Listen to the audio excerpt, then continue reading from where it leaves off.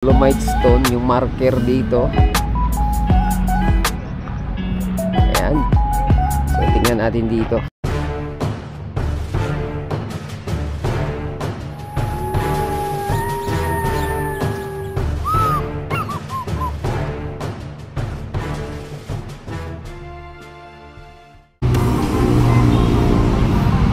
Hello guys, good morning. Ayan, nandito tayo sa Dolomite Beach para maghatid ng panibagong update ngayon dito sa Manila Bay. Ayan, ang daming namasyal ngayong oras na to, no?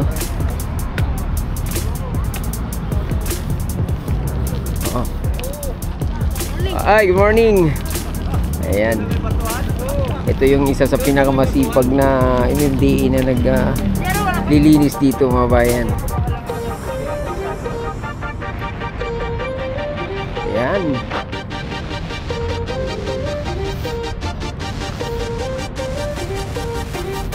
Medyo marami-rami ngayon yung namasyal dito, no? Ayan, napakaaga pa dito sa ating Dolomite Beach. At isa sa pinaka-highlights talaga dito itong Dolomite stone, yung marker dito. Ayan, so tingnan natin dito.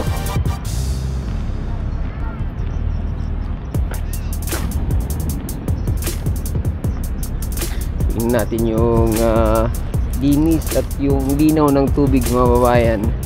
Medyo banayad yung ating tubig ngayong umaga na to. Walang basura. Pag umaga talaga dito sa Manila Bay, mga bayan, napakalinis. At napakalinaw na rin yung ating tubig dito. Sarap pa ng hangin. Ayan, oh. Oh.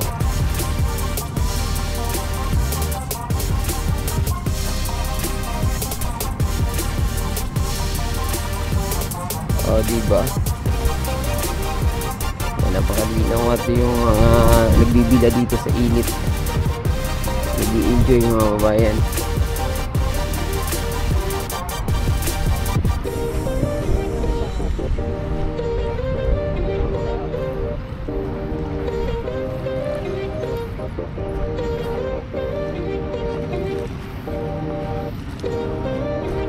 Oh, ayun, oh. Napakalinaw ng tubig, oh. Oh, hindi na tulad dati na maitim yung kulay ng tubig dito sa Manila Bay. Ayan, ang ganda.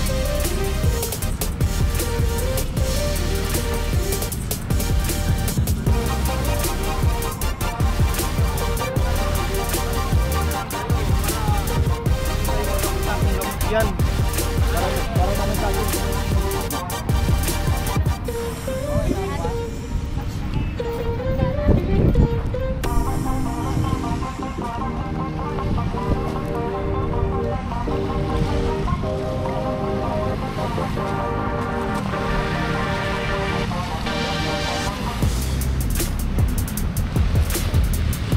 Oh.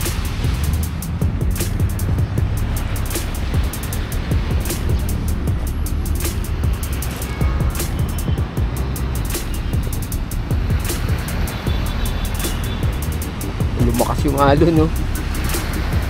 May barko kasing dumaan, eh.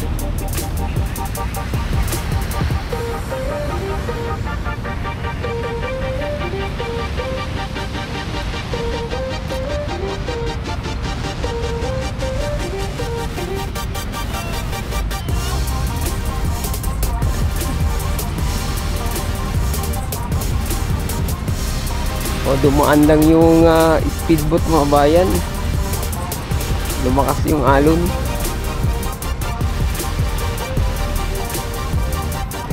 Ito yung mga pangmalakasang vlogger dito sa Dolomite Beach, oh. Ito sila, oh.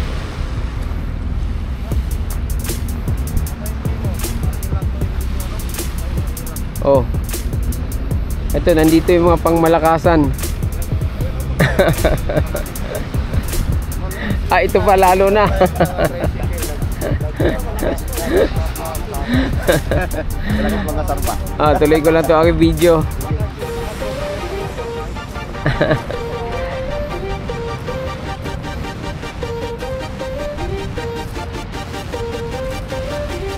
Oh, andito pa rin yung mga ano no, yung tawag nito.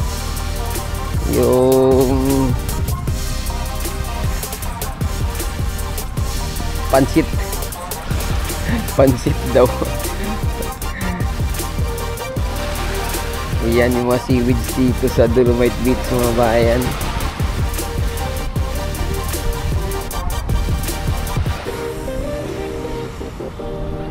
Uy, mukhang may mga ano rito ah. Mukhang mayroong yung mga ano mga bayan nag-volunteers, nag-clean up drives. Ayan. Ayan sila oh. Against the light pala itong aking direction ha.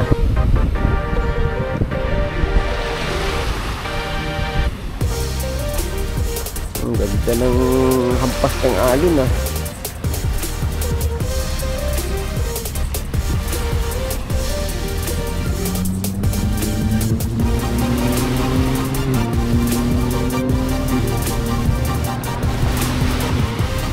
Ayan yung mga nag-volunteers dito oh.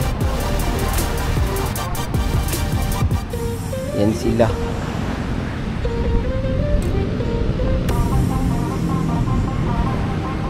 O, diba? At least mga bayan, yung mga kababayan natin, ano na, yung napakalaki na ng awareness dito sa ating Dolomite Beach. Kasi nga naman, pag napunta kayo talaga rito, mamangha kasi talaga kayo kung, lalo na kung dati-rati napunta kayo rito na ang inyong matatanaw ay puro basura at maitim yung tubig dito sa Manila Bay. Ngayon mga kababayan, napakalaki talaga ng improvement. Although yung coliform level dito ay tumaas ulit mula nung nakarang taon pa no, kasi umabot na to sa 400 MPN. Bumalik ata sa 1,000 from million mga kababayan. Ayan, from million MPN ngayon nasa 1,000 na lang. So tingnan nyo naman kung napakalaki ng decline ng bacteria o yung tinatawag na coliform. Napakalaki ng ibinawas. So hindi pa rin to siya swimmable no, pero may mga kababayan natin ditong naliligo rin, lalo na banda ron sa Manila Yacht Club. Wala kasing bantay masyado ron. Nakakaligo sila doon.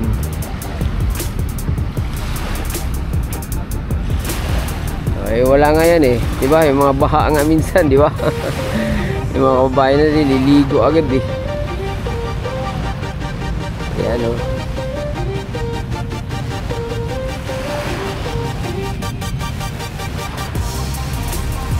Yan. Although mahirap talaga namang pababain to rito kasi ayan yung ilog ng Pasig at saka marami pa rin mga natira sa mga estero mga bayan. Yung mga kababayan nating iba hindi pa rin natutong magtapon ng basura.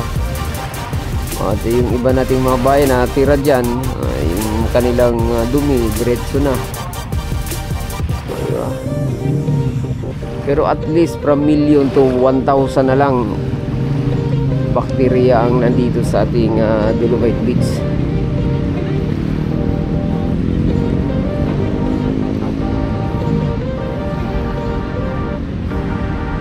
Ito, puntahan natin itong mga nagbo-volunteers na to. Tapos na kaya sila or mag-umpisa pa lang. Ayan. So although wala naman sila masyadong ma-pick up ngayon ng mga basura, pero at least nag-initiate sila mga bayan ng clean up drive dito sa Manila Bay. Diba? Ayan sila oh.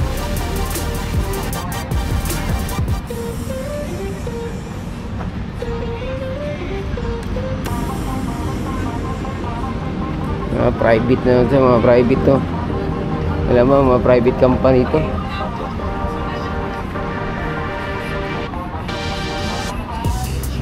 May tugtog. Tugtog pala sila eh.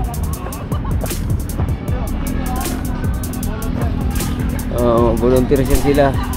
Hindi tayo makalapit kasi mayroon silang sound system, mga bayan. Ma-mute lang din natin yung kanilang mga kwentuhan, kaya iwas na lang tayo.